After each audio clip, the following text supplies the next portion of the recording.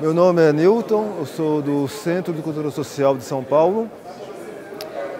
Centro de Cultura Social, que é o remanescente de uma prática que existia no começo do século, no movimento anarco-sindicalista do começo do século, de ter espaços para a classe trabalhadora fazer divulgação de ideias, debates, uma forma de os anarquistas se apresentarem a uma população mais geral, não necessariamente militante, mas uma forma de expandir a cultura libertária, de um cunho libertário para toda uma sociedade, para toda uma comunidade, né? De 33 para cá, quando o Centro de Cultura Social foi fundado, né, teve seus altos e baixos.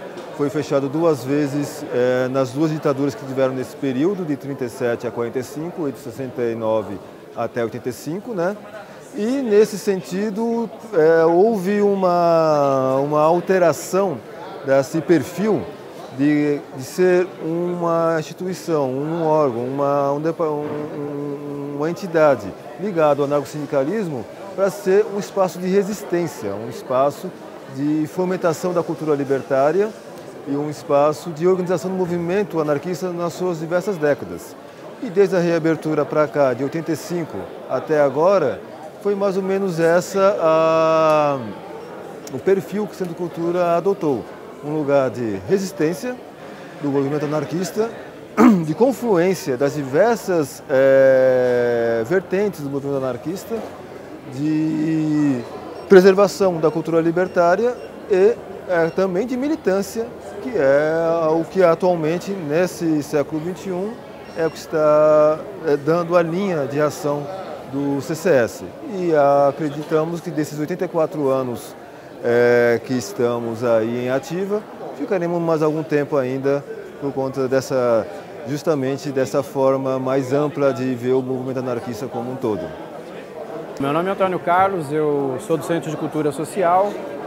Eu fiz uma pesquisa sobre punks, né? Fui punk final dos anos 70, início dos anos 80 até 86.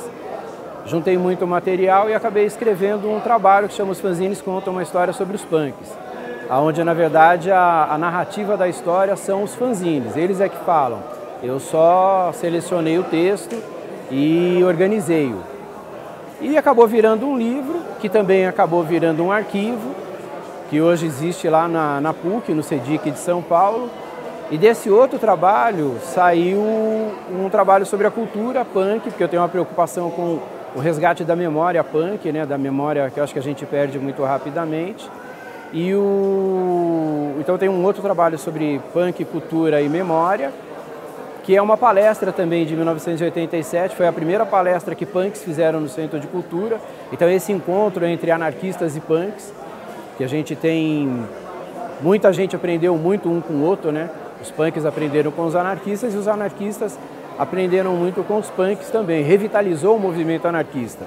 Hoje, dentro dos grupos, as principais pessoas dentro desses grupos são ex-punks, pessoas que vieram do movimento punk. Então hoje é isso, a gente está aí ainda pesquisando sobre o movimento punk e sobre o anarquismo.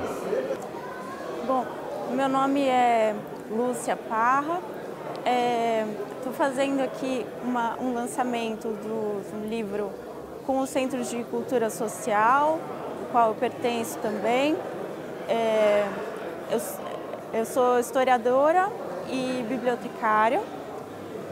O livro que a gente está lançando hoje com o Centro de Cultura Social na 8ª Feira Anarquista é Leituras Libertárias. Ele era o meu trabalho de mestrado na USP, que eu fiz com orientação do professor Rogério Monteiro. E nesse trabalho eu procurei aspectos da cultura anarquista na década de 30, principalmente na cidade de São Paulo. O que mais me instigou nesse trabalho, o que mais me chamou a atenção, foi pensar nas práticas de leitura dos anarquistas nesse período. Eu notei que várias atividades em que eles se envolviam, tanto na parte educacional com a fundação de escolas, com a publicação de livros, a leitura era um elemento muito importante. Bom, vou falar então hoje um pouco de forma bem informal, né, sobre esse livro, que é o Leituras Libertárias, que fiquei feliz também que foi publicado com o Centro de Cultura Social,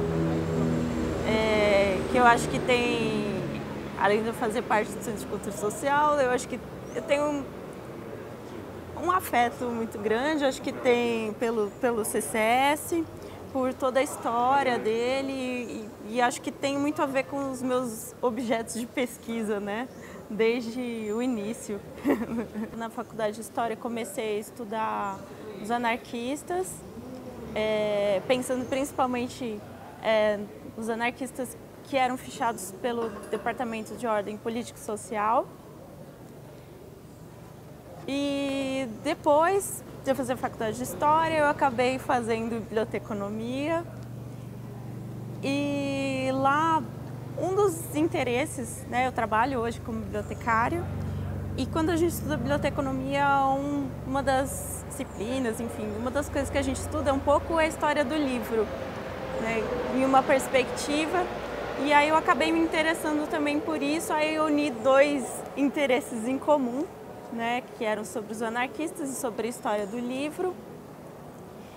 E percebi também que, para os anarquistas, ao longo da história, pensando lá desde o final do século XIX e tal, o livro, a palavra impressa é uma coisa muito importante. O Edgar negou, enfim, muitas pessoas foram atrás desse acervo. O John Foster Dulles tentou comprar esse acervo. Então, acho que a história do livro ela passa por algum desses momentos, né? Ela pode pensar em todos eles ou pode se deter em alguns pontos que vinham, enfim, da Itália, da Espanha, principalmente em São Paulo. Mas também se publicava livros ainda, né, em espanhol, em italiano, para as comunidades. E aí eu pensei, não sei, em por quê, né? Por que dessa aproximação desses anarquistas com o espiritismo? Foi uma das coisas que me passou pela cabeça. Mesmo se a gente for pensar neles, sempre tinha alguém que recitava uma poesia, tinha o sorteio de livros, enfim, a palavra impressa de jornais, a palavra impressa estava sempre presente. É isso.